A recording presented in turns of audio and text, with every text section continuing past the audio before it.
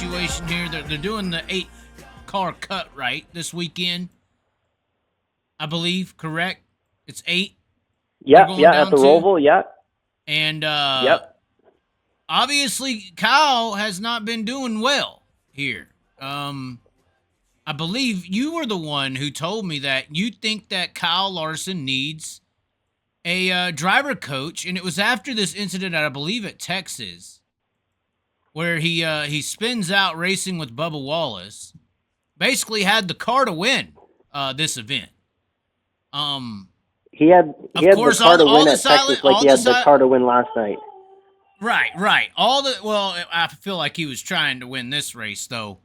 All the silent racists obviously are blaming Bubba Wallace for this.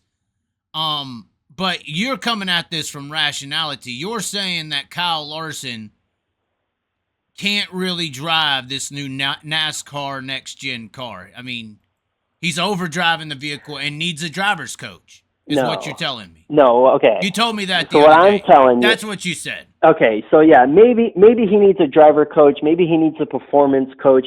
I don't know. You but added I can logic tell you to it. Do I that, need to repeat what you told me? Okay, all right. You added want logic to it. You're not making an idiotic claim here. How many race wins does Kyle Larson have this year? He's got 7 DNFs this year. Are they and from your explanation, you're thinking it's because of him? It's a combination of him, and he's spoken about it publicly that every single time he drives to 100%, he crashes the car or he has a bad day. And the big issue, the one thing that Kyle Larson has never driven is a sports car. In everything that he's done, he's never driven a sports car. But guess what he's driving right now? I thought he won the one of the divisions in the Rolex 24. Yeah, that was in the DPI days where you could run flat out. Okay. So in today's car, in the Cup car, you cannot drive it to 100%. You drive it to 100%, you'll crash. You drive it to 95%, you'll crash. You got to drive it to 89, 90%. Anything over that, you're going to crash.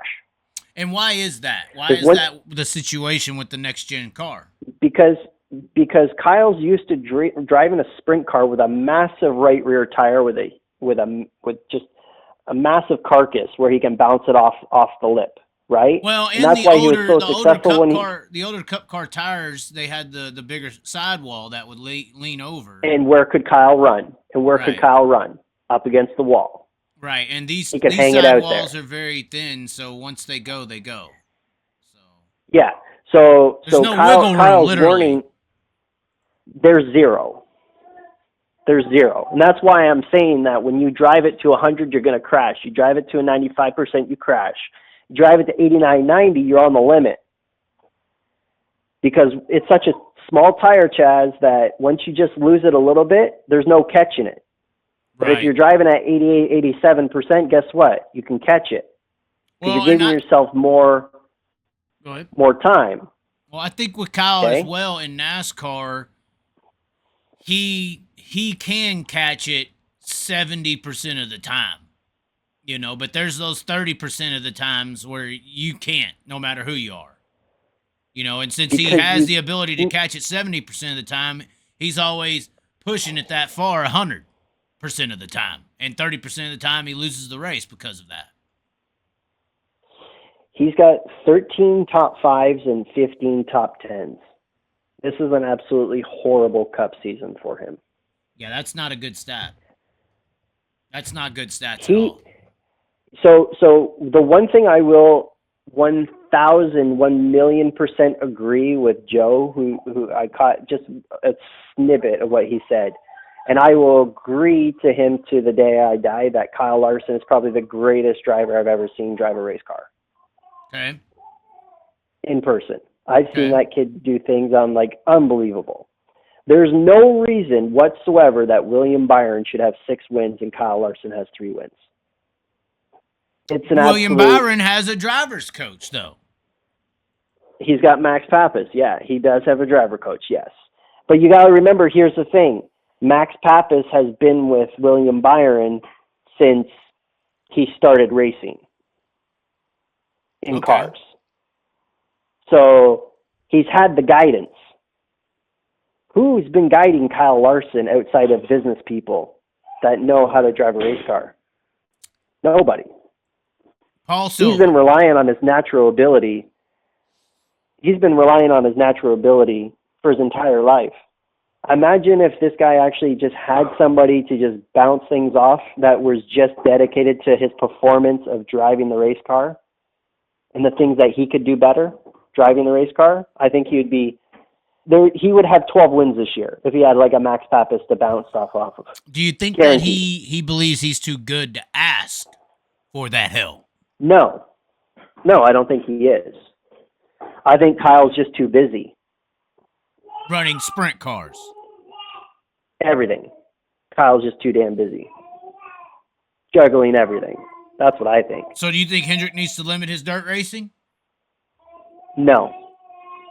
I think he just needs, me personally, I don't know if he has it today or not, but if he does have it, maybe there needs to be a change of a performance engineer, to try and help this guy be more successful on the NASCAR oval. That's all I'm saying. He obviously needs someone to bounce some of this stuff off of, or just needs that level of guidance. It's not much, Chaz.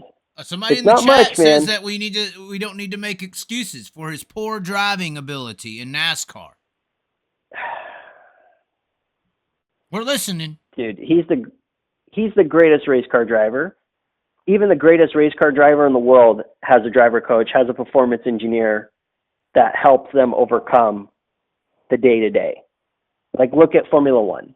They all have performance engineers. They all have driver coaches that help them elevate their game. I don't think he has that. And I'm just saying that if he had that, he would be completely unstoppable. And to be honest, if McLaren does this right at the Indy 500, okay, if he has the right people around him, he will win the Indy 500. This is how we ride. This is how we do.